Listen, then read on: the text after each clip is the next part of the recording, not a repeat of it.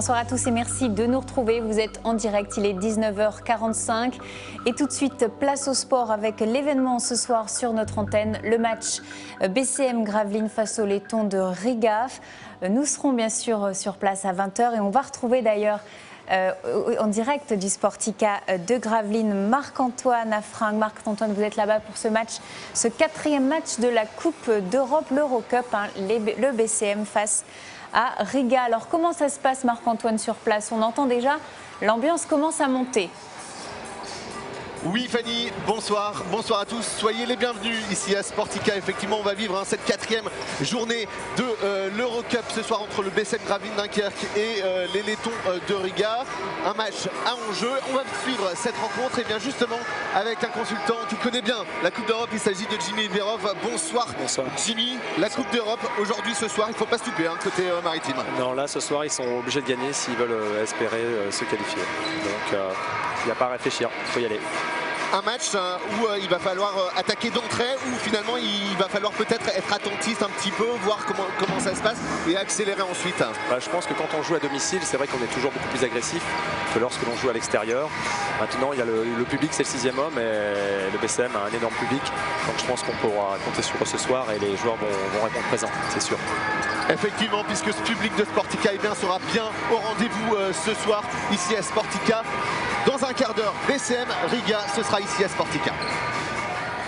Merci beaucoup Marc-Antoine Affringue. Vous allez commenter ce match. Merci également à Jimmy Verov, donc ancien joueur international, ancien champion d'Europe, que vous avez entendu. Je rappelle le coup d'envoi de ce match BCM Riga, 20h en direct sur WEO, également sur Opal TV. Avant de retrouver donc le sport, place maintenant à l'invité de l'actualité. On en a parlé aujourd'hui, vous étiez là, vous avez assisté vous-même au reportage. Nicolas Kettlers, vous êtes délégué diocésain du Secours catholique. Vous l'avez vu, on a beaucoup parlé du mal logement, le grand froid qui révèle une précarité grandissante. Vous constatez ça vous aussi dans la région?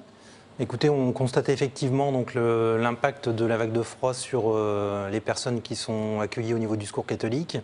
Mais je dirais que ça vient simplement renforcer des phénomènes de précarité qui sont présents toute l'année. Et aussi bien par rapport au logement avec les personnes qui sont mal logées et les problèmes de précarité énergétique que vous avez évoqués tout à l'heure, que par rapport aux personnes qui se trouvent à la rue et qui sont dans la plus grande des précarités actuellement. Qu'est-ce que vous proposez aujourd'hui pour faire face à ce mal logement? On sait que vous avez pointé du doigt la loi SRU sur le logement social qui n'est pas forcément appliqué selon vous à la bonne mesure.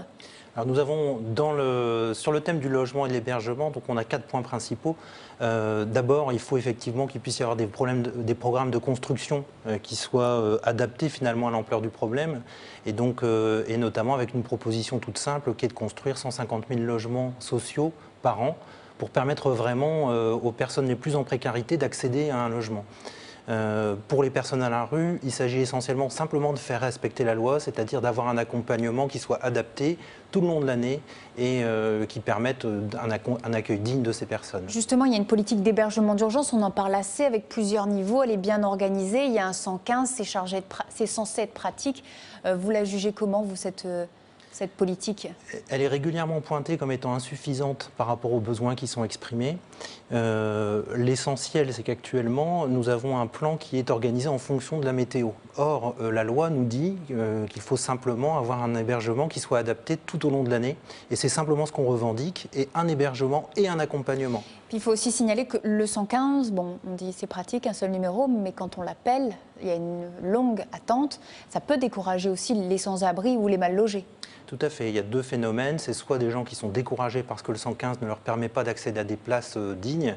Et surtout, je pense, la diversité des publics qui se retrouvent à la rue. Et il faut qu'ils soient encadrés correctement et accompagnés correctement, effectivement, dans les dispositifs d'urgence. Et ça n'est pas toujours le cas. Vous parlez d'une diversité des publics dans cette précarité. Vous le constatez, vous, qu'aujourd'hui, elle a pris un nouveau visage, la pauvreté ? La pauvreté, d'abord, elle s'accroît et je dirais qu'on peut simplement rapporter les chiffres régionaux du chômage. Donc en quelques années, en 3 ans, depuis 2008, donc nous avons pris environ 30% de plus de taux de chômage dans la région. Donc c'est énorme et donc ça veut dire que nous avons toute une catégorie de population qui bascule dans la pauvreté. Et ce sont notamment la situation des plus jeunes qui va le plus nous interpeller au niveau de la région parce que ce sont des publics qui n'ont pas accès à des prestations, notamment typiquement par exemple le RSA, et qui se retrouvent entre 18 et 25 ans dans des situations extrêmement précaires. Ensuite, c'est l'engrenage. Tout à fait. Facture impayée. Voilà, et donc, je dirais donc nous pouvons intervenir dans nos accueils pour parer aux situations d'urgence, mais je dirais ce sont des choses qui sont vraiment ponctuelles. Et je dirais que s'il y a un seul message à retenir, et je dirais en plus dans cette période qui est une période préélectorale... Justement, comment on peut débloquer les choses aujourd'hui, Nicolas Quetlers? On est en février 2012, vous l'avez dit, il y a un enjeu très bientôt, la présidentielle. Qu'est-ce que vous... Alors cet enjeu, il est très simple, c'est-à-dire qu'il nous faut interpeller, je dirais, l'ensemble de nos concitoyens, parce qu'actuellement, donc à peu de choses près, dans les programmes des candidats aux élections présidentielles, les personnes qui sont en précarité, c'est-à-dire les personnes qui sont en dessous des classes moyennes, ces personnes-là, on en parle peu ou alors pas du tout. Et donc en fait, ce que nous voulons faire, c'est que attirer l'attention finalement de l'ensemble de la population sur cette catégorie qui devient de plus en plus exclue et qui n'a pas la parole. Et nous, ce que nous voulons au niveau du discours catholique, notre langage est constant, c'est-à-dire faire participer ces personnes dans la société, rappeler qu'elles font partie de la société et que, quelque part, c'est l'honneur de la société dans son ensemble de prévoir un programme qui leur fasse une place digne. Et je pense que la société française ne peut pas se relever sans leur faire cette place. Aller plus loin que la compassion que suscite en ce moment la vague de froid. Exactement, et que ce soit un problème de tous les, un projet de tous les jours. Durable. Merci beaucoup Nicolas Quetlers d'avoir accepté notre invitation ce soir. Un petit appel à la solidarité. Vous pouvez adresser vos dons comme à d'autres associations. L'adresse du Secours catholique s'affiche en bas de votre écran. Un petit coup d'œil à la question d'actu. On parlait des croisières hier. Est-ce que ça vous fait peur depuis donc le naufrage du Concordia? Vous nous avez répondu 67% non, 33% seulement ont peur. On parlera des routes demain. Le dispositif hivernal est-il selon vous bien organisé? Vous répondez sur weo.fr.